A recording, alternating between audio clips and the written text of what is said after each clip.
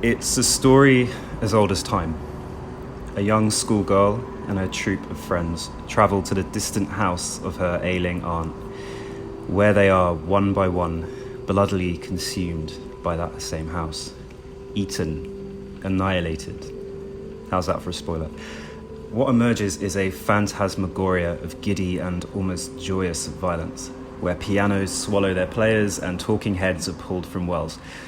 This is a horror film that so enjoys inhabiting the disorder of horror that it never forgets to have fun or to be funny, in my opinion.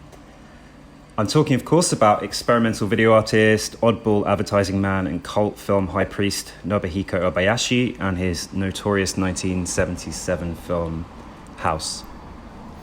You're listening to MoobTube, where we review films on Mubi, because decision fatigue. This week we're joined by friend of the show, Daniel Neofetou. Daniel, how many times have you seen this film? About 4 times. I last watched it half an hour ago. Yeah, you're fresh off the boat. Yeah. I watched it last night. I also watched it a couple of months ago in lockdown. Okay. And then before that, I think there was multiple years elapsed between. Really? My, so you've had a chance to let this stew and you've kind of come back to it. Yeah. It's quite densely packed. Like, is there anything you noticed like this morning that you'd never seen in it before? Not really. And also it's quite curious how I never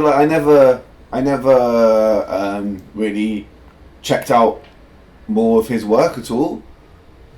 Like it's only in the last week have I looked into Obayashi in any.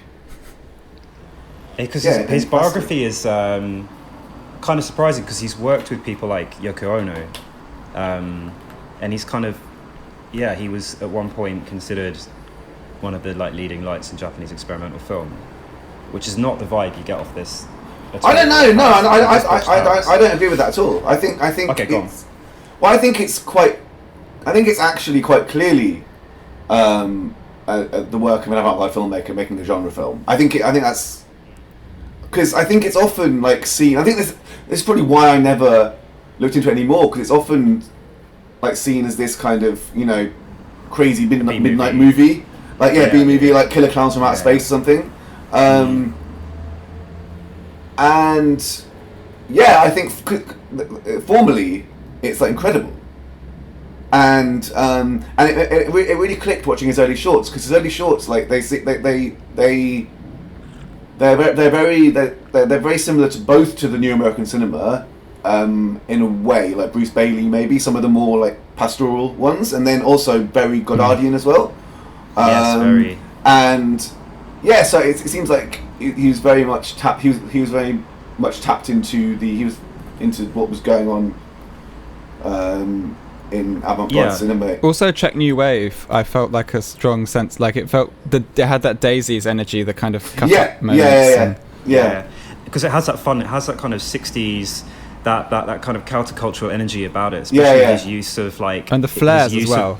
The flares, the pop music, the kind of trippy, hallucinogenic use of every trick in the book, and he does it well, because it's quite fun, because it's like watching Vertov, man with camera. It's I'm just going to fuck around with these are all the tricks I can use with my camera, and it must have been amazingly fun to film that, because it's just with quite limited technology, he's kind of creating effects almost on the fly, because I think this film's the shooting of it really kind of dragged on in a lot of ways, and didn't have a shooting schedule, didn't have a storyboard apparently.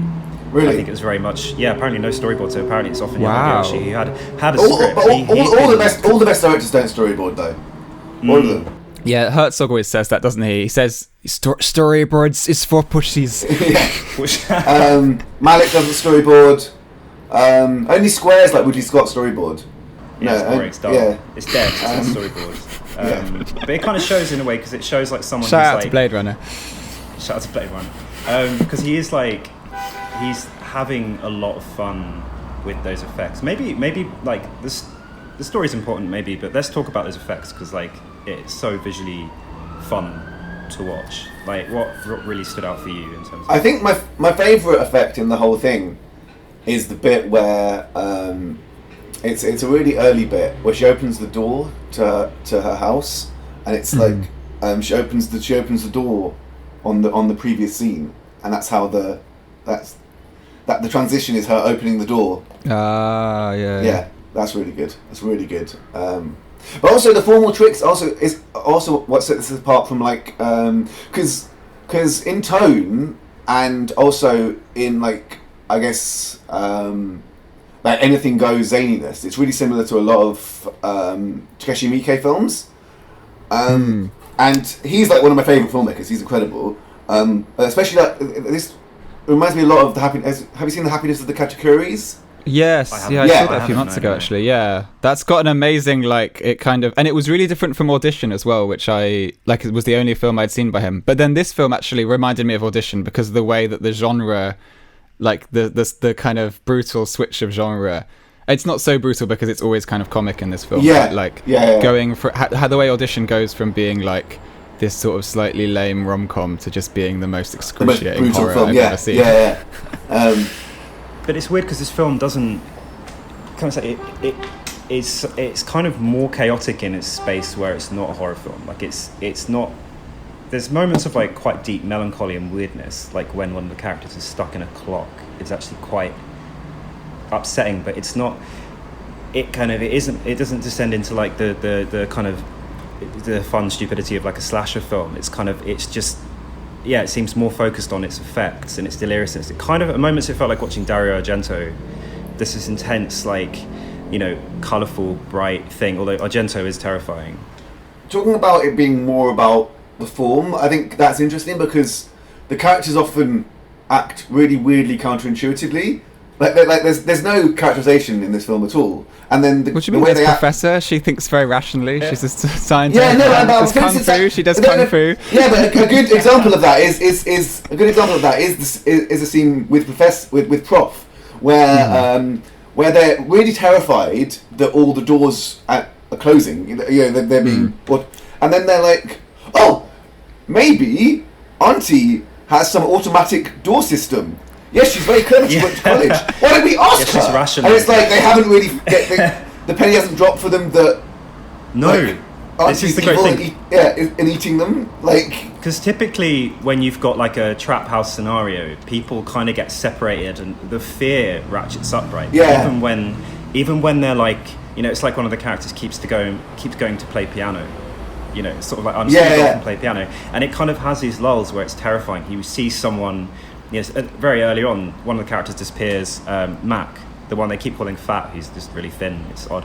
I think it was different in those days. Do you remember Lord of the Flies? There was like a kid called Fatty in Lord of the Flies, or like who's that fat guy? She's slightly chubbier than the rest of them. She's eating constantly. That's her thing. She's slightly chubbier than the rest of them. That's but like marginally, yeah. But that's her character type, right? Her character is she's like the fatty, and she gets. Even though she's not fat at all. She's not. I agree with you. She's not fat whatsoever. She's not fat at all. She's not fat at all. No, she's not in any way, shape, or form. But it's just part of the conceit of the film that he has like these. Each of the schoolgirls has like their personality. Like I said, there's like. What's Sweetie's personality? Because she gets devoured by futons, and I was a bit confused by the thematic coherence. She likes cleaning, doesn't she? Okay. She was the one that I'm going to get the broom. I've seen yes, I can't. Yeah, she gets killed by a sofa. But also the scene where Fantasy finds Mac's head as well. It's a great scene. But then when talking of weird like alienating characterization, when she runs back, she keeps saying a severed head rather than Mac's severed head. Yeah. And they play it down. They're like, oh no, it's fine, and they kind of get on with their day. Auntie's already left, and she's absconded into the other side of the house. No one really questions why she claims that she's ill, I think, and leaves them to be devoured by the house. It's weird. It's got these lulls where they seem to be aware of what's happened to them, and also in complete denial about the fact they're slowly being disemboweled and murdered. One gets eaten by a piano. That's my favourite effect, the piano. When Melody gets mangled through the piano. Oh, it's great. First her fingers come off, and then like her whole body gets like mangled through the harp bit of the piano. Do you remember that bit in Brass Eye, the pedo episode, where how could you forget?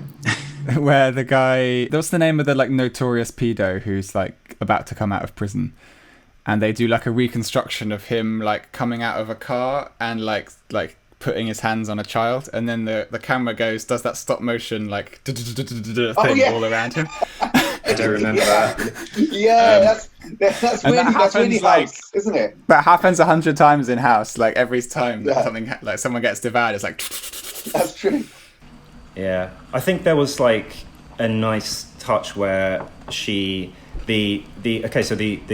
niece in the film, it's her auntie's house. Obviously, people will know this, spoiler, but the auntie died many years ago. Kind of heartbroken and vengeful, and she's a hungry, vengeful ghost who is sort of eating the souls of young girls in order that she can. It doesn't really explain it, that she can she's kind of vampiric in a way, so she can kind of live forever, or it's like a vengeance thing against youth and beauty. But it kind of doesn't matter. Yeah, it's like it's Japanese 60s Get Out. But then there's like this other half of the film, which is like this fun kind of caper. This like schoolyard caper, because the good first half an hour of the film is just like introing these characters and introing the seedy like the teacher that's grooming them, basically. Oh yeah, and he's so useless, and there's like this light relief. I mean, it's all kind of light relief, but like this especially light relief of like him trying to get to the place. Again, bucket stuck on his bum. That's cool. Yeah. That's a good scene. And then eventually he gets turned into bananas, which I thought that was actually the most terrifying bit for me. Like he has a conversation about how he doesn't like watermelon, but he does like bananas, and then the next time you see him, he's just a pile of bananas. Yeah, his head's been turned into by the guy who's like presumably the only, like the kind of grinning idiot in the village who sells him the watermelon. But he turns into a skeleton before he turns into bananas, doesn't he? The watermelon guy. Gets turned to a skeleton, and then his skull falls down. I just watched it a minute ago, so that's definitely. I believe you. Yeah, you've got the fresh take on this because you've got a lot of people get. There's the bit where the stepmother arrives and sees just in the front seat of the car this kind of Madame Tussauds banana waxwork. But that doesn't deter her. I think actually that's an interesting, because like. At the beginning, it feels like this kind of telenovela energy about it, where the main with incredible editing. like that bit where they want to focus on Angel's reaction, and they just do like a big circle around her. And black out the rest of it. And she's in the background because they You can tell he worked in advertising, like the way that the story is spun. Yeah. That bit where they go into the history of the arms. It came afterwards. The advertising came afterwards. No. After House.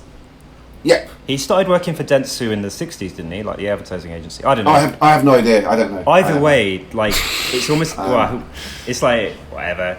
It's in either way. I actually thought the flashback scene was actually really, really interesting because she's telling the story, and then they start talking about it as if they're watching it. Yeah. Like, wow, your grandfather was really handsome. Oh, she was so pretty in her dress.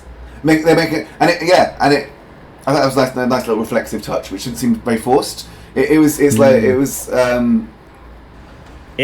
actually, that scene was actually, that film felt like a film within a film, in a sense of the tone was quite different. Mm-hmm. It was quite mournful because it was talking about Japan's suffering during World War II.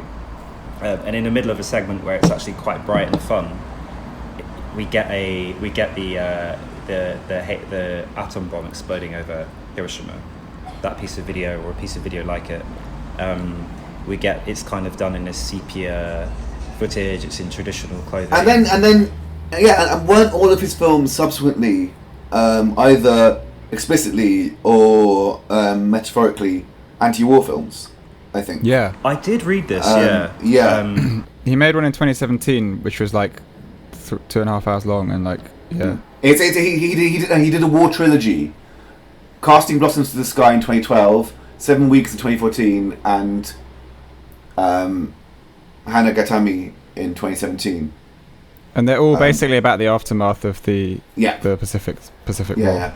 Pacific War. I wonder what they look like. I wonder visually, formally, what those films are like. Quite simple. I watched the trailer for Hanagatami, and it had like, it was like more high tech, obviously, because it's 2017. But like, there was a similar use of like backdrops and cut-ups and stuff. And But I would imagine that the characters were more fleshed out if it's I don't know. Especially if it's 2.5 hours. Yeah, you'd hope so. But here the aunt actually, as the character with this traumatic background, is the only fleshed out character. She's the only one you can kind of empathise in a bigger sense, because she's not. The others are kind of stock characters, you know, the beautiful one, the fat one, the clever one, whatever. They're kind of foils for the house to kind of destroy. But the aunt is actually quite I think as well as that, I think that actor, the aunt was the only kind of professional actor in the film, or one of the few in it, whereas the girls themselves were models that, here we go, they were models that Obayashi had worked with during advertising campaigns. Oh, wow.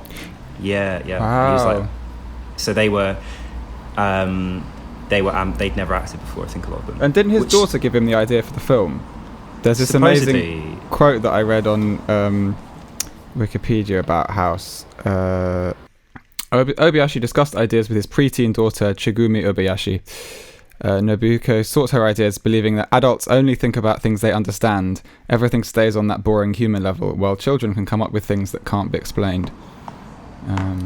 It does have that, kind of childlike, what if the piano ate the pianist? What if because it's the fatty's head, right? In the well, that's where they. She has a name. Watermelon. Mac. Her name is Mac. She has a name. Her head is put in the well, and that's where they were storing the watermelon, I think. Yeah, and her head comes out as the watermelon. Yeah, there's always it's I really love. Like, even though I knew it was going to happen, I really loved the way like it gets wheeled out again, and it's the watermelon, and then they're sitting at dinner, and like the aunt opens her mouth, and there's like this eyeball, and she's like, an eyeball in it. Yeah. Does this remind you of other things? Because I was thinking of Kobayashi's Kwaidan, which is like 65. Oh, I've never seen it. I've never seen it. It's on my to-watch list. It's excellent. It's got a similarly intense, like, this use of like false, like it's an anthology film, so it's got this sense of like individual horror segments, which kind of this film feels like as well. Loosely strung together horror segments, and it had similar use of kind of painted backdrops, similar use of like lots of kind of like quite hypnotic, trippy effects. So it's like more than 10 years before it. It's a lot more serious, but visually shares a lot with it. What were you thinking while you were watching it, like, comparatively? Well, like I said, it's the tonally, Happiness of the Katakuri's is the. Would you agree, Ralph? I like. Yeah, I mean, Katakuri's has a similar this sort of allegiance to genre, and also like this playful. I mean, there's amazing musical numbers in Happiness of the Katakuri's, and this amazing play of like roles, like I am now, like because this thing has happened, I am now like the bad guy or the good guy. This kind of like, it has a similar.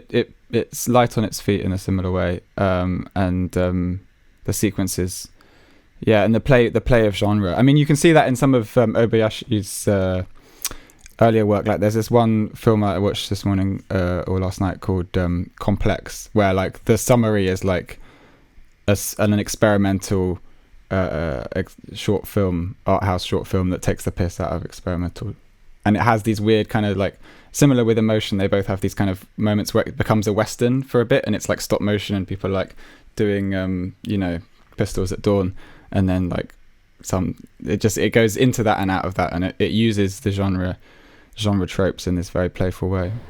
And also, talking about what he said about his daughter, it also does. It's like structurally, it has the thing which actually the other person who does this really well, even with obviously tonally like completely opposite, is Lynch, I think, where the film is the films has a very quite stringent continuity in terms of things happening and affecting other things, but in terms of a wider diegesis, it's just irrelevant. Like there's nothing deeper apart from this kind of chain of events. Yeah, because I think, and you get of course like Lost Highway and Inland Empire are the two that do this most obviously, because there's not many non sequitur scenes in those films, and it's just like. So this is why I really think it really annoys me when people say Lynch is non-linear, because it's not non-linear at all. They're incredibly linear, but it just has no kind of broader plot, or the broader plot is the broader diegesis, the broader world is hinted at, but there's no determinate. Everything is invested with a similar amount of emotional and narrative points. But there's no determinate meaning, which I think is the main. Before we started recording, we were talking about Mark Frost and Lynch. This is the difference between them, because I think there's a kind of push and pull there, where Mark Frost wants to has this whole mythopoeic like world that he's invented for Twin Peaks, while Lynch is entirely intuitive and just has ideas while he's meditating, and I think similarly here, if Obayashi had a co-writer like Mark Frost, he would have this whole this whole mythology about how the house is haunted, or the ghost, the logic of the ghost. Yeah, there'd be a proper logic to it, but there isn't a logic at all. It's just because it doesn't establish things like why the aunt's guilt is manifested as this kind of vengeful ghost, the role of this kind of Snowy, this cat, which is like a succubus kind of character, and also what happens at the end. Yeah, because I think this is a really good example of this kind of linear causality, which doesn't make any sense in a wider sense. Because they kill the cat, and in another horror film they kill the picture of the cat, and that would break the spell. Yeah, but it's like break the spell, and it'll be all fine. But actually, what happens is, what's she called? Angel, who's now possessed or something, starts bleeding, and then they drown in the blood. Of both the cat and Angel. Yeah, the room literally floods. So much blood. Yeah.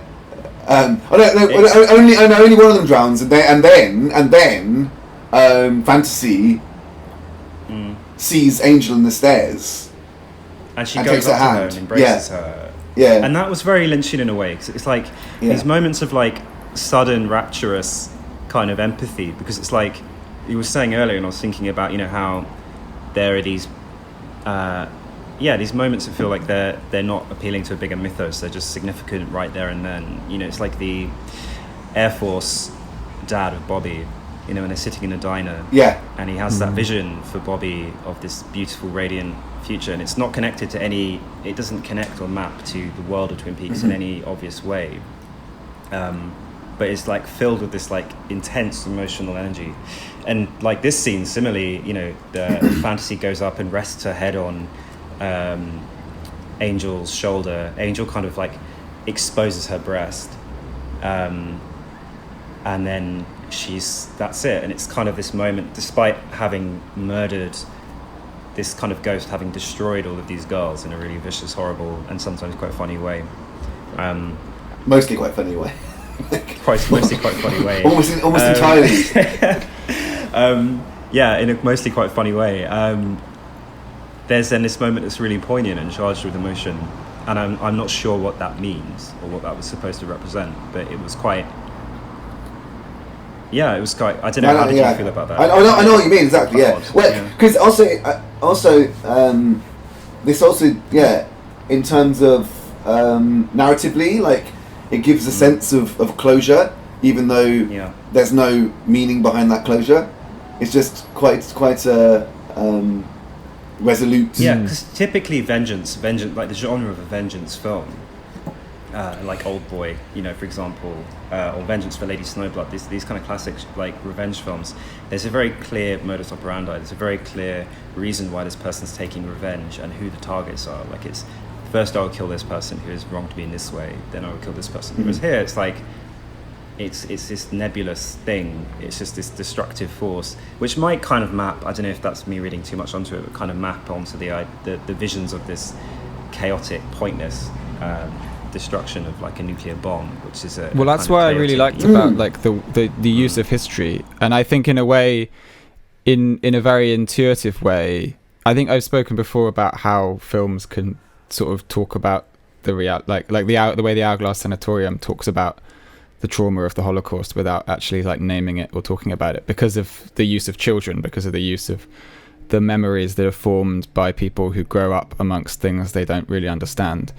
And there's like in this film, there's like I love the I don't know say advert, but like the clip that contextualizes the Pacific War and how the aunt lost her husband in the war, and all of that story preloads. It exists alongside all the playful, like, oh, he looks cute, or oh, this house looks interesting, oh, let me go into this room, all that curiosity and childlike excitement mixes with also like this darkness and this sense of like violence reproducing itself. I think that's kind of a really innovative and exciting way to talk about trauma and to talk about the traumas of war, which are fucking huge in that part of the world. Yeah, and not always easily inherited, because I was reading about it, and one essay made a good point, which was that this film was very popular in kind of amongst students on campuses in Japan, and these were people that would not have lived through the events depicted at the heart of the film, like this traumatic break. They were born after it, because this film was 1977. So their parents would have experienced it, and their grandparents. They obviously are innocents, and so there's these two worlds. It feels like, there's the world of this deep trauma, and then there's the world of post-war boom, American style kind of appeals to like American style counterculture, the kind of hippie vibe to it, the use of like pop music. There's these two, and then the traditional thing, there's these two things pulling at each other. I mean, again, it felt like that was being alluded to, this youth, and in a way, like the youth can't understand this horrifying thing that happened to it, but they might still be, it kind of feels like the film's saying they might still be subject to it. Yeah, because it goes on and on, and I think that I think genre tropes, especially like horror genre tropes, are a really good way to represent the relentlessness of PTSD and the way that things get passed on through generations. Because the notion of genre is that things repeat, is that things kind of based on a format that especially like the horror film where people get picked off one by one, where you're just watching it like. I was watching it with my flatmate Carlo, and we were just like, who's going to be next? Like, who's going to be the final girl? Like, and we were like speculating about fantasy, because fantasy has this. Fantasy is almost like the log lady to continue the Twin Peaks match. Like, fantasy is like, who's fantasy? Is she the Kung Fu? She's the one that's like, no, that's I'm worried something. Is it? No. Oh, that's literally her name, isn't it? Yeah. No, fantasy's. Oh, okay. Fantasy's the one that's like, I think something really bad is going on, and everyone's like, shut up, it's fine. Oh yeah. Okay. So fantasy maybe is the one who's her imagination runs away with her. Is that and she's called fantasy because she's just constantly fantasizing, and so when she's actually saying that all these really dark, unbelievable things are happening, everyone's just this boy who cried wolf trope. Yeah. So it's not until the very end that fantasy is kind of proved right, and then she still dies. It's a positive message. Fuck it. We talked briefly as well about maybe Daniel, because I know you watched quite a few of the early shorts, because we were talking about emotion, and I feel like emotion stylistically. Do you want to talk about that for a second? Because I think it's worth watching, and I think stylistically it shares a lot in common with this film. They kind of seem like they're holding hands a little bit. But yeah, what did you like about emotion?